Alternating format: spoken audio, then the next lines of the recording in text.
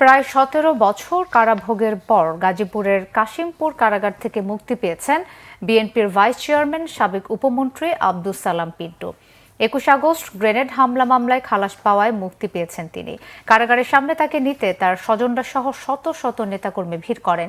ফুলের শুভেচ্ছা জানান নেতাকর্মীরা। সকাল ১১টা ১০ কাশিমপুর কারাগার থেকে তিনি মুক্তি পান। মুক্তির পর বৈষম্য বিরোধী ছাত্র আন্দোলনের শিক্ষার্থীদের ধন্যবাদ জানিয়েছেন তিনি। মুক্তি পেয়ে সরাসরি জিয়াউর রহমানের মাজারের উদ্দেশ্যে রওনা হন পিন্টু। সেখান থেকে নয়াপল্টনে দলের কেন্দ্রীয় কার্যালয়ে যাওয়ার কথা রয়েছে তার। ২০০১ সালে তিনি উপমন্ত্রীর দায়িত্ব পান।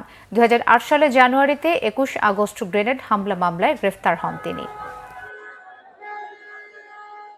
দেশনেত্রী বেগম খালেদা জিয়ার প্রতি কৃতজ্ঞতা প্রকাশ করছি। আমাদের ভারপ্রাপ্ত চেয়ারম্যান তারেক রহমানের প্রতি আমি স্মরণ করছি আজকের এই দিনে আমাদের প্রিয় নেতা শহীদ রাষ্ট্রপতি জিয়াউর রহমানকে। আগস্ট আন্দোলনে যারা শহীদ হয়েছেন তাদের আত্মার প্রতি বিদেহী আত্মার প্রতি মাগফিরাত কামনা করছি এবং তাদের শোক সন্তপ্ত পরিবারের প্রতি সমবেদনা জ্ঞাপন করছি।